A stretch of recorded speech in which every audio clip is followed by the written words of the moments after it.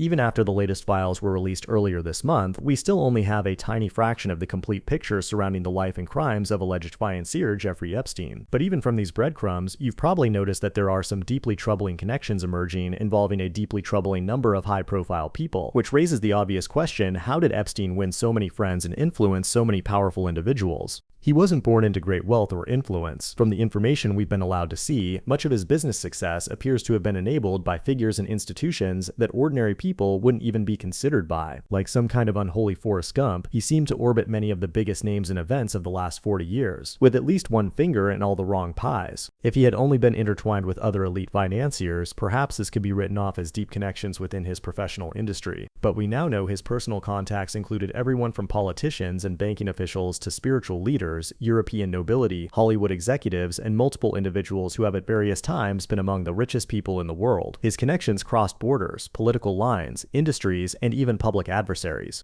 If we wanted to be purely pragmatic, there may even be lessons in how elite networks support and protect one another, insights that could be applied to careers and social lives, ideally without the criminality. If it weren't for the horrific crimes, the depth and breadth of Epstein's professional network would be astonishing, especially in an era when many people report having fewer close friendships than ever. After 30 Pan, maintaining even a handful of friendships can feel like a time management challenge, yet some of the busiest individuals on the planet somehow had time for social gatherings where Epstein was occasionally present. So the bigger question becomes, was this vast network of powerful contacts unique to him because of his criminal operation, or are interconnected elite networks simply standard operating procedure beyond a certain wealth bracket? It's a big club, and you ain't in it, as the late comedian George Carlin once put it. But what kind of club was this exactly, and has it actually stopped operating? He grew up in a private gated community in New York during the 1950s, but at that time the area was broadly middle class. His mother worked as a teacher's aide, and his father was a groundskeeper for the city's parks department. These circumstances alone were not going to place him in the circles that would later fill his infamous little black book. So how did he climb? One early question mark is how he landed a job at the prestigious Dalton School despite lacking formal credentials. Shortly before his tenure, the school's headmaster had been Donald Baer, a former Office of Strategic Services officer, the predecessor to the CIA. Baer also authored a science fiction novel titled Space Relations, depicting a world run by oligarchs engaged in exploitative practices, a coincidence many later found unsettling. Donald Barr was also the father of Bill Barr, who would later serve as U.S. Attorney General under both George H.W. Bush and Donald Trump. To be fair, there is no concrete evidence Barr personally hired Epstein. Barr had left the school months before Epstein began teaching. What we do know is that Epstein aggressively cultivated relationships with parents of students, many of whom were well connected. One such parent helped introduce him to Alan Greenberg, then CEO of Bear Stearns. It's unusual for a parent-teacher conference to evolve into a Wall Street job interview, but in this case it did. Even in his early 20s, Epstein appeared shamelessly strategic about leveraging every connection available to him.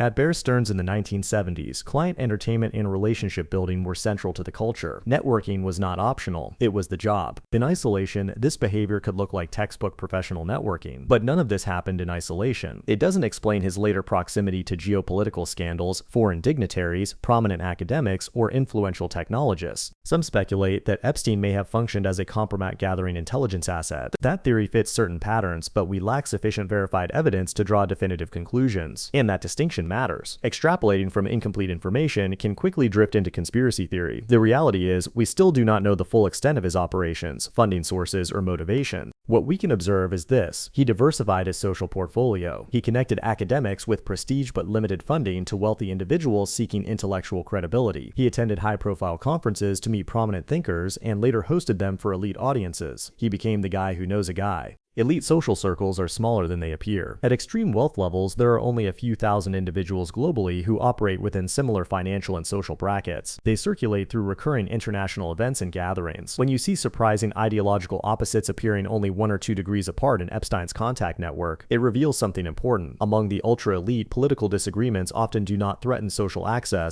After his 2008 conviction, his reputation took a hit, but according to reporting, he slowly rebuilt his network by leveraging those willing to vouch for him. Another notable factor, Epstein was extraordinarily responsive. Thousands of emails show him engaging quickly and frequently. Many exchanges were mundane. Business ideas, introductions, scheduling, small talk. To many in his circle, he appeared as a peer who treated them normally, not as celebrities or political figures, but as equals. His wealth, in turn, allowed him to sustain a lifestyle that kept him embedded in elite environments. Much of his fortune reportedly came from large fees paid by a small number of wealthy individuals who chose him over more traditional financial managers. Of course, not everyone in his extended network was involved in criminal activity. Being named in a contact list is not equivalent to guilt, but that raises a difficult question. Why aren't those tangentially mentioned demanding full transparency to clear their names? For some, the answer may be legal risk. For others, it may simply be loyalty, or the perceived value of remaining inside elite circles that offer prestige and opportunity. In such environments, maintaining access can outweigh public accountability. As more information emerges, this narrative may change, but understanding how influence compounds socially and financially remains an important lesson regardless of where the story ultimately leads.